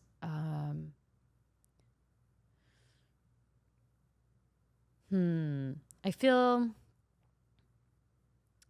like really drawn to authenticity and really drawn to like people who are vulnerable and kind of just like living their life through this like authentic way of being instead of a projection. And I say that because I think I did a lot of that before. Like I think because of it, I was so driven and wanted to work on like cool stuff. And being in LA and being in a place where there's a lot of people like trying to do hard, cool things. I think I was like prioritizing almost more of a projection of that than like really listening and being like, oh, this is not what I want, or this is who I really am, or I don't need to like be with this person or do this project just because it'll help me do the next thing. Like, yeah. I don't know that's like a rough draft thought. So it probably came out a little messy, but no, I think it makes a lot of sense. Yeah. And it's funny thinking about like your hustle avatar. Like you were like, yeah, that's oh my God, that's so it. That was the perfect way of putting it. I was like 60% hustle avatar. And now it's like really hard to find the hustle avatar. It's like probably somewhere in there a little bit, but it's really hard to find her. Like trapped, like screaming, like, let me on, I just want you to do more. Work the extra 2 hours. Yeah. All right. Hustle avatar feels like a good note to segue to my 3 questions that I like to ask. Okay, good. Every guest. You've inevitably answered some of these to a certain extent already, so feel free to draw those back into the conversation or to elaborate. The first is, what is one thing you wish people paid more attention to? Their own body. Developing like a meta awareness of one's own body, how one feels, I think would be really helpful for people. And then to be able to put a language to that is like a part of an emotional intelligence that's really important. Probably save us from a lot of problems. Yeah. Definitely. I remember listening to something where I think it was a psychiatrist saying something like, when a baby's crying, you immediately start to think like, oh, are you, or a toddler, like, are you hungry? Have you had a nap? Like all these sort of bodily things. And then lo and behold, the nap or the, snack or whatever, they're in a much better mood. And it's like, those things don't go away when you become an adult. And just because you can like think and speak now, right? Like you might just need a nap. Sure. You might just need to eat something. 100%. As if you're under resourced, like everything else fails or it doesn't feel good. Yeah. So that's what I would say. Pay attention to that. Love it. And sleep more. Wise words. What is one resource you use or recommend for making better sense of reality? For making better sense of reality. And take resource broadly, like Yeah. Gosh, I mean, we touched on this in the very beginning about like learning how to ask better questions. I think, a good resource for this. I mean, there's actually a woman that I follow on Instagram, and of course I can't remember her name now, but she basically studies cognitive bias and how that presents itself in a myriad out of ways, and how we can look for that in our external reality. And I think like we'll never get to this like place of objective truth amongst all, however many billion people there are on this planet. But understanding how our biases play into our thought patterns, like help us establish at least a tableau for reality of like, here are the different objective realities and how they kind of fit together. So I would just say like a cool resource would be her, and it's really sad that I can't remember her name, or just like any book or article or something where you can dive in deep into how cognitive biases work, assumption stacks, like what are the things that we're walking into a difficult conversation assuming about the other person that we're not sharing, that maybe we need to share in order to reach sort of like a common language. I think that would be an amazing way to like sense make. But I don't actually know. I mean, do you know of any authors or resources that do this? I just sort of like pull them from different places and don't track them. You're talking about cognitive bias particularly, or just like social scientists who look at kind of this particular field of understanding how we think and how we communicate and how we form truth. I don't know if there's any that you... I mean, there's a ton. Yeah. Like you, none come to mind at the moment. Yeah. But I love that as a resource, I guess, just looking for those people and following them and becoming more aware of the ways that we get trapped in our own thinking. Yeah, I really appreciate that. And finally, what is one moment when your sense of reality was disrupted? So many. Oh man, I always joke, like, of course, like I don't want to open up a political can of worms, but I always joke that 2016 was like the year that some wormhole in space opened up that we fell into, and everything since then hasn't made any sense for me, like personally or from a broader collective consensus.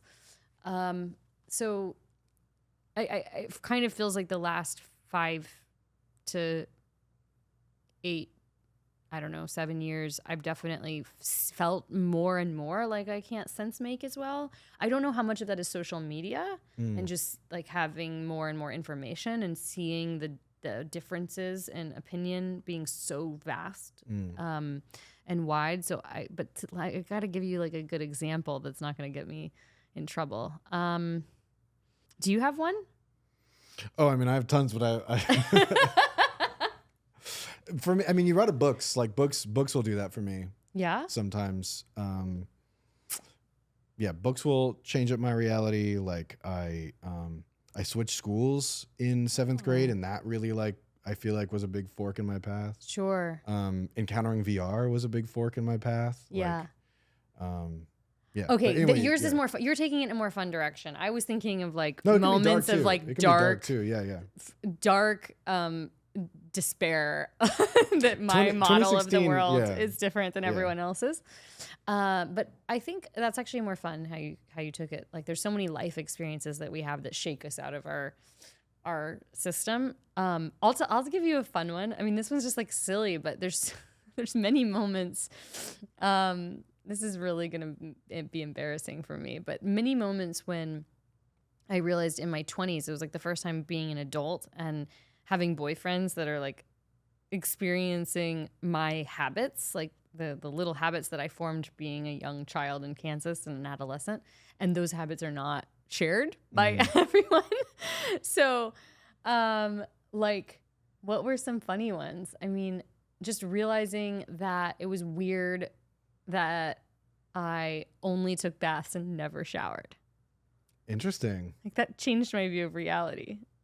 I was like, oh, most people don't take baths and shower. And had you never showered, you had only taken baths, or you had only showered a few times? Showered, but only when it was like absolutely necessary. Wow. So I'd been sitting in my own dirty bathwater, wow. cleaning myself wow. my entire life until my 20s. And then people were like, that's kind of gross. Like, you need to take a shower more often. Like, bathing doesn't cut it. But were you bathing? Like, because I associate baths as like sort of like long, languid things. Like you're reading a book, you know, you have a candle. But like, were you doing like quick baths? Was it like, hey, I gotta take a quick bath? Not like quick, but I took a bath every single night. That's like what I do before bed. Wow. And then I would even wash my hair in the bathtub. Wow. You know, I mean, like, I just loved bath. I did bath time as a little girl, and I always did it growing up, and I just never converted to showers. Wow. I'm glad I asked this. Isn't that funny? But never expected this. These funny little habits where you're like, oh, I didn't realize that I'm the weirdo.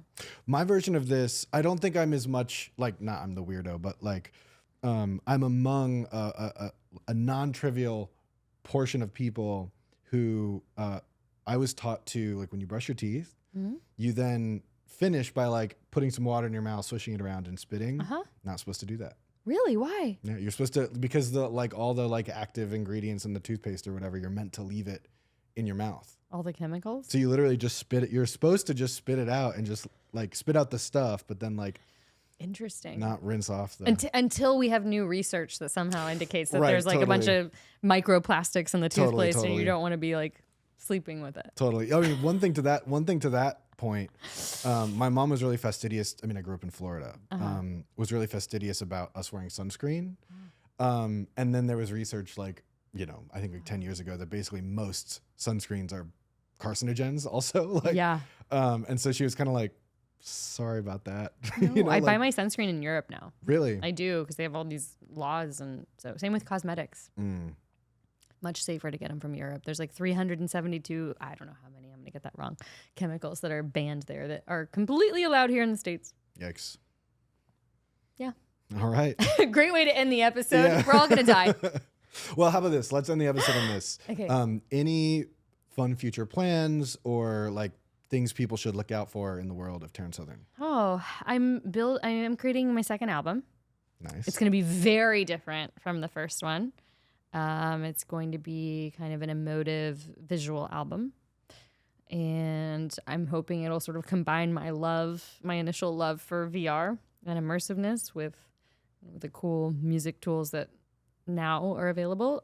So we're taking the best of those and making something cool out of it. So I'm excited about that. I'm also creating a movie musical, a psychedelic movie musical. And are you performing in said musical? I guess, what does that mean with AI? You know, like, yes, I will be sort of involved in the performance capture, but yeah, like 2 really fun side creative projects that I'm just super stoked to be working on. And everything else, I've been doing a lot more on Instagram and social, I mean, really just Instagram around AI, and going to be putting out a course soon for people. Amazing. Like an AI course to help them kind of future-proof their careers and learn how to use the tools. So, yeah. Amazing. Yeah. Well, Taryn, this has been a wide-ranging conversation. Yes, it has. And I'm so appreciative of your time. And yeah, thank you for being on Urgent Futures. Thank you. It was so good to see you. Yeah, you too. This podcast is edited and produced by Adam Labrie and me, Jesse Damiani. The podcast is presented by Reality Studies. You can learn more by visiting realitystudies.co. And if you appreciate the work I'm doing, please subscribe and share it with someone you think would enjoy it.